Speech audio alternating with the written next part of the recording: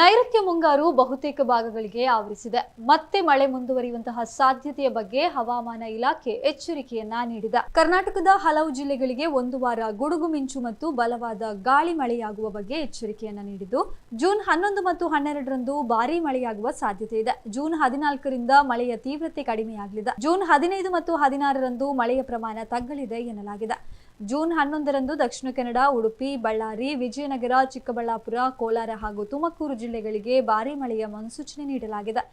ಹೀಗಾಗಿ yellow alert ಕೂಡ ಘೋಷಿಸಲಾಗಿದೆ. ಉಳಿದಂತೆ ಬಾಗಲಕೋಟೆ, ಬೆಳಗಾವಿ, ಬೀದರ್, ಧಾರವಾಡ, ಗದಗ, ಹಾವೇರಿ, ಕಲಬುರಗಿ, ಕೊಪ್ಪಳ, ರಾಯಚೂರು, ವಿಜಯಪುರ, ಯಾದಗಿರಿ, ಹಾಸನ, ಬೆಂಗಳೂರು, ಮಂಡ್ಯ, ಮೈಸೂರು, ರಾಮನಗರ, ದಾವಣಗೆರೆ, ಚಿತ್ರದುರ್ಗ, ಚಾಮರಾಜನಗರ ಹಾಗೂ ಶಿವಮೊಗ್ಗದಲ್ಲಿ ಸಾಧಾರಣ ಮಳೆಯಾಗುವ ಸಾಧ್ಯತೆ ಇದೆ ಎಂದು ಹವಾಮಾನ ಇಲಾಖೆ ಹೇಳಿದೆ. ಜೂನ್ 12ರಂದು ದಕ್ಷಿಣ ಕನ್ನಡ, ಉಡುಪಿ ಹಾಗೂ ಉತ್ತರ ಕನ್ನಡದ ಒಂದೆರಡು ಸ್ಥಳಗಳಲ್ಲಿ ಭಾರೀ ಮಳೆಯಾಗುವ ಸಾಧ್ಯತೆ ಇದೆ. ಈ ಜಿಲ್ಲೆಗಳಿಗೆ ಆರೆಂಜ್ ಅಲರ್ಟ್ ಅನ್ನು ಘೋಷಿಸಲಾಗಿದೆ. ಜೂನ್ 13 ಹಾಗೂ 14ಕ್ಕೆ ದಕ್ಷಿಣ ಕನ್ನಡ, ಉಡುಪಿ, ಉತ್ತರ ಕನ್ನಡ ಜಿಲ್ಲೆಯಲ್ಲಿ ಭಾರೀ ಮಳೆಯಾಗುವ ಮುನ್ಸೂಚನೆ ಇದೆ. ಇನ್ನು ಬೆಂಗಳೂರಿನಲ್ಲಿ ಮೋಡ ಕವಿದ ವಾತಾವರಣ ಇರಲಿದ್ದು, ಕೆಲವು ಕಡೆ ಹಗುರ ಮಳೆಯಾಗುವ ಸಾಧ್ಯತೆ ಇದೆ.